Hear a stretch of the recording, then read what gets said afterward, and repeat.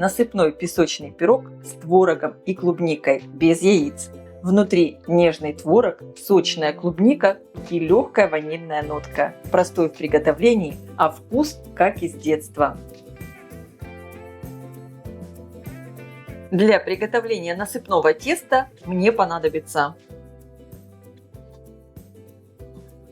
Выпекать пирог я буду в разъемной форме, размер 28 на 18 сантиметров. Дно выстелила пергаментной бумагой. Просеиваю в миску муку. Добавляю щепотку соли, всыпаю сахар и добавляю ванильный сахар. На крупной терке натру сливочное масло. Периодически его перемешиваю с мукой. И теперь все руками перетираю до получения однородной крошки. В итоге получается вот такая крошка, очень однородная.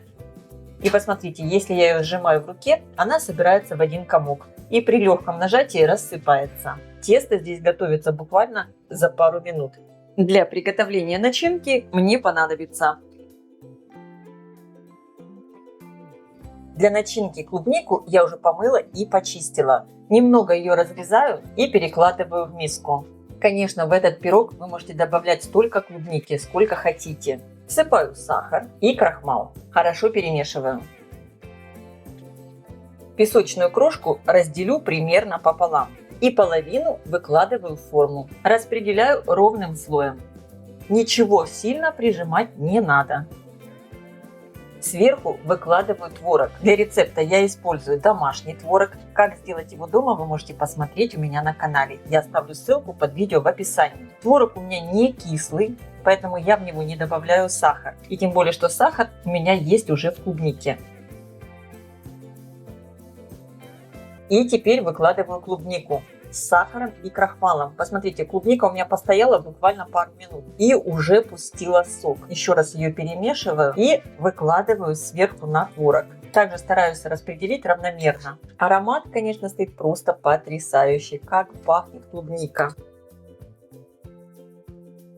И сверху все засыпаю оставшейся песочной крошкой. И отправляю мой пирог выпекаться в хорошо разогретую до 180 градусов духовку примерно на 30-35 минут. Конечно, вы ориентируйтесь по своей духовке. Форму я ставлю на средний уровень, включен верх и низ. Посмотрите только, какая красота получилась. И сейчас пирог оставляем прямо в форме до полного остывания. Пирог у меня остыл до теплого. Я немного пройдусь по краю формы ножом и открываю форму. Вот такой красавец пирог получился.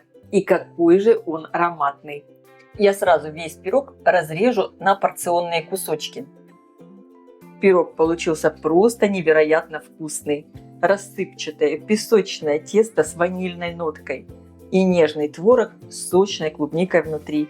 Обязательно приготовьте и попробуйте.